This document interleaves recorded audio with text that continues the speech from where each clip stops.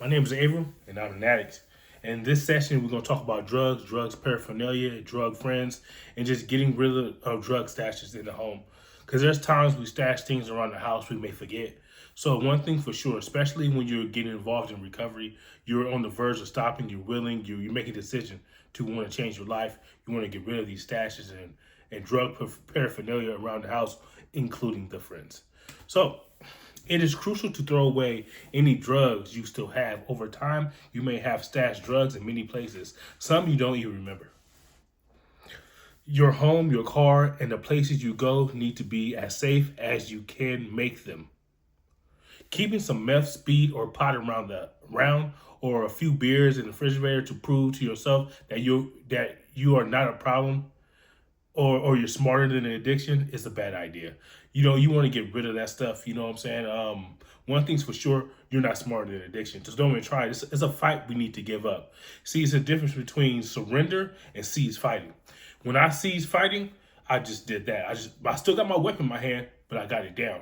When you surrender, you put your weapon on the floor, you put your hands in the air. You want to surrender to drugs and alcohol. Stop fighting it. I'm telling you, I'm a fighter, and I fought hard. I got a lot of friends who did the same thing, and we all lost that battle. You may be different, but just to save you some time, cease fighting. Just surrender. So,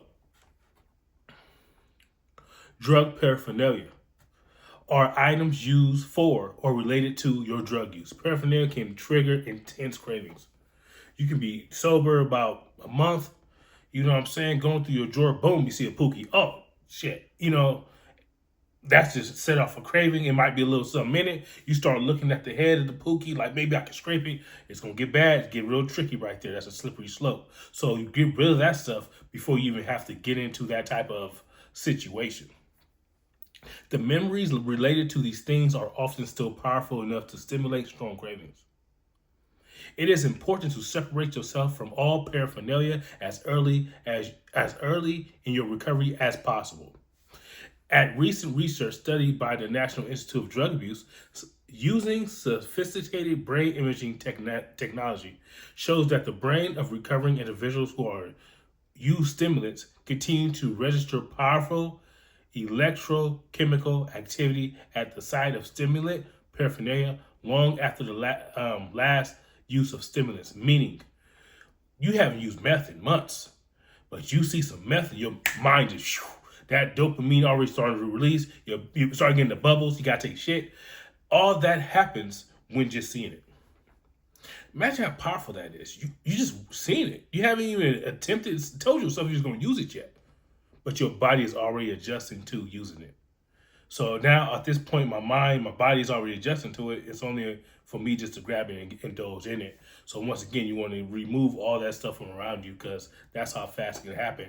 And in a relapse, like I'm saying, a trigger, obsession, craving, relapse can happen so fast. That all them 4 things I just named can happen within an hour. Boom, boom, boom, boom. You getting high. And he's like, damn, man, I was just sober 6 months, and boom, what we in it now. And if you anything like me, I'm not no half stepper. I'm not gonna just drink a half a beer. No, I'm all in. I'm on another run. My one and only relapse, I stayed out there 2 years before I came back to the rooms. It was wild. You know what I'm saying? So once again, don't put yourself in that slippery slope of that type of situation.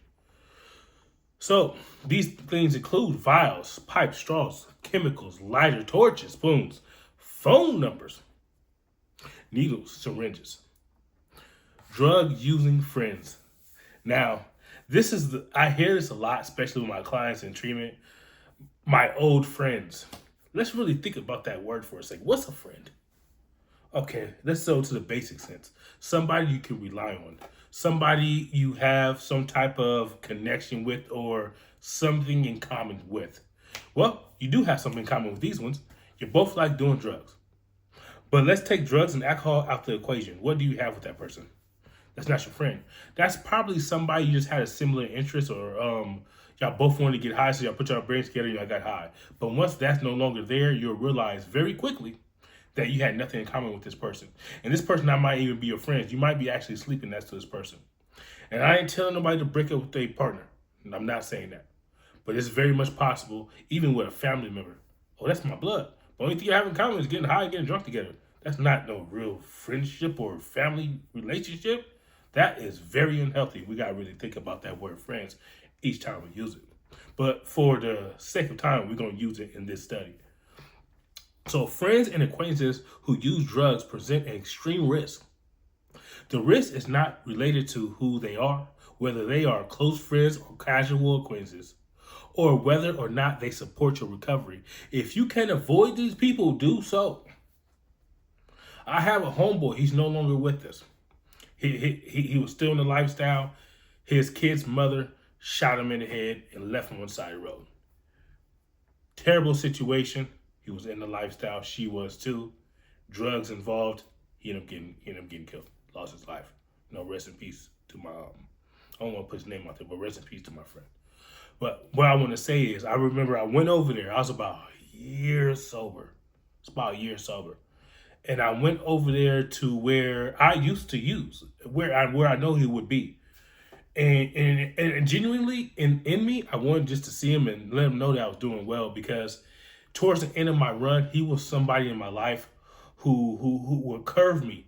When we was getting high in the circle, he thought that I was chasing it. So I started to chase meth.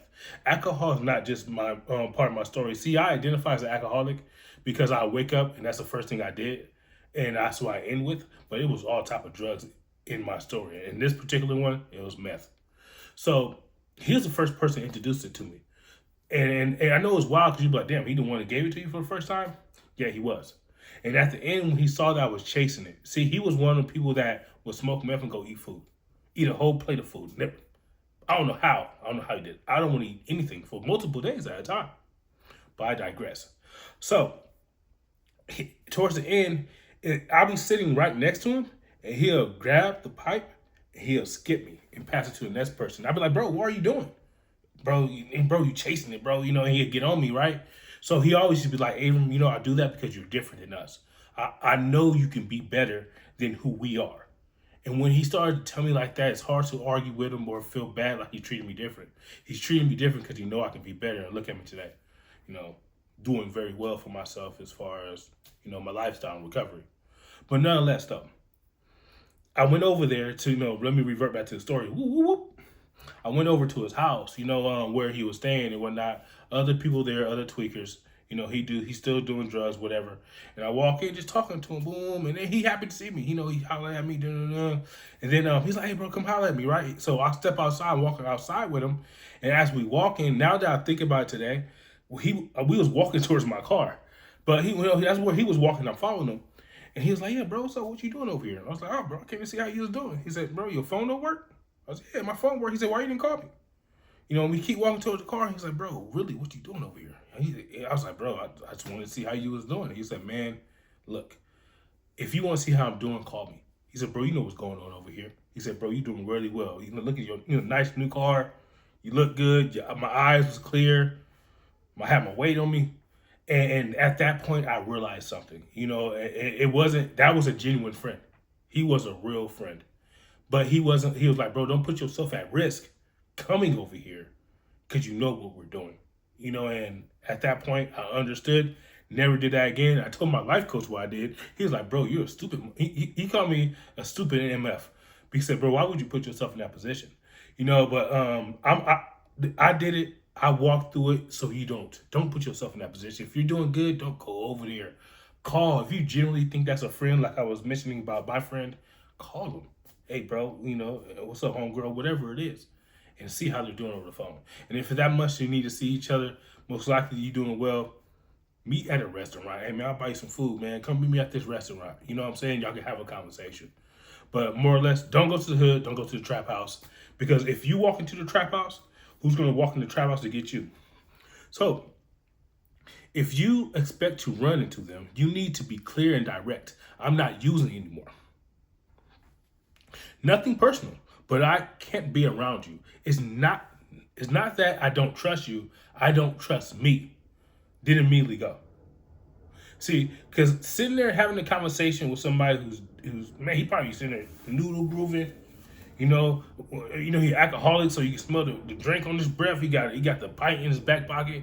that shit will set off a craving in us, and next you know, we off and running. So, if you feel yourself being triggered, or once again, like I said, it's maybe not even a friend. This was a drug using friend.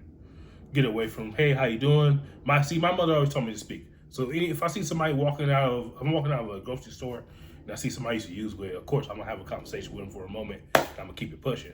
No, I don't want to hang out. No, you probably can't have my number. If it's not really, it's somebody to use drugs with. You know what I'm saying?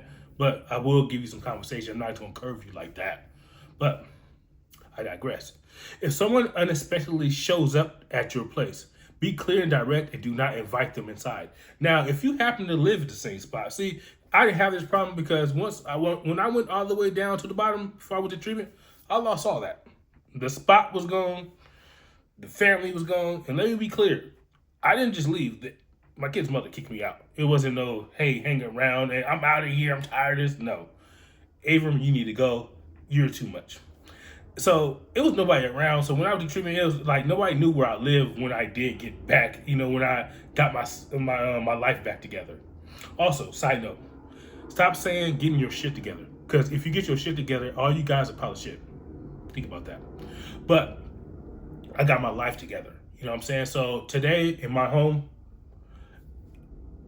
recently, one of my recovery sisters knocked on my door because she wanted to say, talk to my wife. When we had the baby shower, she wasn't able to show up, so she wanted to give her some presents and see how she was doing. And I actually talked to my wife, hey, she gonna show up and talk to you, whatever. But that's just weird. I don't invite people to my home, for various reasons. And as I grow this channel, y'all find out some of the reasons why. But yeah, if they do happen to know where you live because you still got a home when you come out of treatment or doing your thing, don't ask their door or tell them like, hey, look, you can't come over here, stop coming over to my house. And you can give them a little explanation if you feel you need to. But for the most part, definitely don't have people come to your house because you know what time it is. Yeah. So 5 common challenges in stopping drug use. Everyone who attempts to stop using substance runs into situations that make it difficult to maintain abstinence. Listed below are 5 of the most common situations that are encountered during the first few weeks of treatment. Next to these problems are some suggested alternatives for handling these situations. Challenges. New approaches. So let's start with a challenge. Friends and acquaintances who use. Want to continue association with old friends who use. Don't. You're going to develop new friends, I promise you. My recovery family, I love them. When they see me, it's a genuine smile. They love seeing me, and I love seeing them. And we play dominoes every Wednesday and every Friday. And for any of my dominologists out there, I'm one too. You ever see me, we'll get on that table. Side note though, recovery family, love them. Stay away from old friends you used to use with. Once again, I'm using that word friends because it's the best word to use right now, but it's probably not that. Try to make friends at 12-step meetings, community support meetings, participate in new activities that increase chances of meeting abstinent people, plan activities with abstinent friends and family members. But let me tell you, sober support doesn't mean the people that are supporting you are sober. Your sister, brother, cousin, mom, dad, they might drink a little wine, beer, smoke a little weed on the side, but they're not us. See, when I hit some weed or if I take a beer, I'm in your bathroom, I'm smoking crystal. I'm doing cocaine lines. That I have a problem. But my friend or family member, my sister particularly, I have a sister that supports my sobriety. She drinks her little wine, smoke her little weed, but she knows when to stop. Like she'll, drink 2 cups of wine, maybe smoke her little weed, and she understands like, okay, I gotta go to work tomorrow. It's over with. 7 o'clock, okay, let me lay the kids down, and I'm about to go in here and lay down myself. Because she understands she gotta go get up in the morning. See, myself, I'm not stopping at 7 o'clock. At 7 a.m., I'm still talking about, damn, I got to go to work in an hour. Let me take another hit. I have an issue. So, sober support don't necessarily mean there's people that are sober. There's people that support your sobriety. And that, like I said, could be people like I just explained. So, another challenge, emotions. Anger, irritability. Small events can create feelings of anger that seem to preoccupy your thoughts and can lead to relapse. Look, in the beginning, you're going to be on edge. So don't even put yourself in a situation where you know you're going to get mad because it's going to be easy to die. Man, I went over there, got into an argument with Whoopty Whoop. You know what? F this. I'm about to go get high. And that's exactly what we go do. So try to not put yourself in a situation because you're already on edge. Anything's going to make you mad. I don't have what I was coping with for so long, the dope, the alcohol. I stopped. That was your main coping skill because it wasn't a problem. See, drugs and alcohol is not your problem. Drugs and alcohol was your coping skill for the problems that you had in your life. Think about that. So, 3, drugs and alcohol in the house.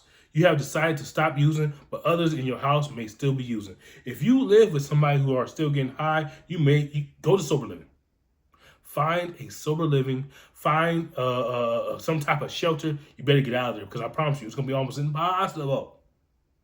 You can have your own room, but everybody in the house getting high. Come on, every time you walk out, they tweaking, tripping, drinking, beer pong in the living room. You might want to leave there because unfortunately, that is an unhealthy home. Now I understand we don't.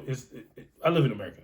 I understand housing prices is through the roof, let alone renting something. So if that's your only place that's the only place you can stay, you gotta find a way to cope with that situation. But I suggest find a sober living, a bed for a sober living, $700. Go get you get a job, at a fast food restaurant, you can pay that easily. You're still making $2,200-$2,500. I understand it's called stepping stone jobs. That's what I call them. A job just to get to where I'm going. Just so it is. I ain't telling nobody you gotta work at McDonald's for the next 25 years. But yeah, you might want to work at McDonald's for a year. And help you get a little whip or something. You know what I'm saying? Get some money in your pocket and get to where you need to go. 4, boredom, loneliness. Stop substance use often means that activities you did for fun can be a problem. So boredom is a choice. I hate hearing that. Well, I shouldn't say hate. Dislike. I dislike hearing that. I hear it from my clients all the time. I'm bored, Abram. I'm bored. It's always something to do. Only reason you're bored because you can't hit the pipe and go get high with your friends no more. So you sit here and don't do nothing. Go read a book. Go walk. Go hike. Go do something. There's so many different things. Go roller skate. Go ice skating. Go. I can keep naming things to do. But fortunately, we don't think about those things because what I really want to do is go hang out with my friends and go do some lines. But I can't do that no more. So you know what? I'm gonna sit here and bored with my arms crossed and talk about I'm bored. Now, loneliness. Do not reach out to that ex. And ladies and gentlemen, I did it. Don't worry, I did it. We tend to get sober and then we reach back into that ex bag. We grab that ex, and put them back in our lives. Don't get the dusty ex no more. And they might not be dusty. I'm just saying, they probably was healthy. Unfortunately, we weren't, so they left us. But what I want to say, move forward. Move forward. Don't get lonely and be like, what, let me hit her up. Let me hit him up, wherever your situation may be. And then you go right back into that situation where it was unhealthy at first. It probably was good for 2 months. In the other 5 years, it was just hectic. Don't do it. Don't do it. 5, special occasions, parties, dinners, holiday celebrations. I stayed away from my family for a whole year, the whole first year of my sobriety. I stayed away. I didn't go to my sister's party. I'm very close to my little sister. I didn't go to her birthday. I didn't go to no 4th of July, no holiday, no nothing. And they understood why. And it wasn't them, it was me. If I go over there and I start popping beers and smoking blunts in front of me, I'm about to get it cracking. I want to party too. Understand that about myself. I wanted to stay sober. I stayed away. So those are 5 things you want to stay away from. And, once again, there's so much more to this. So much more. And so little time. But I'm going to continue to bring this information to you guys. That will be our session for today. So remember, we talked about drug paraphernalia, drug friends, and drug areas. Just stay away. Stay away. It's get it out your life. It's not worth it. I promise you what your God has for you is amazing. Your life is going to change tremendously. Mine has. I'm living proof. I'm not reading my recovery experiences from a book. This is what I lived. This is what I did. And y'all can hear it in the details in my video that, oh yeah, he did that. I did. Yes. And I recovered from it. I have a 5.5 years sober today and running. And also, I want to mention, I don't have all the answers when it comes to recovery or sobriety. I just have a few that I know and I want to give. So that if anyone out there would like I said, I'm down for constructive criticism. Like, hey, Abram, this could be better or that could be better about my video or anything I said. Please, in the comments, leave it, drop it, let me know. Any questions you want to have about anything involving recovery, addiction, sobriety, anything of that nature, please drop a comment. Let me know. I'll talk back. I will answer them all. Probably not immediately, but I promise you I will get to it. And I will give you some good advice if you're struggling. I know how it feels. Yeah, man, I love this. I love doing this.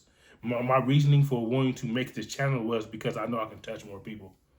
So, once again, my name is Abram. I'm an addict.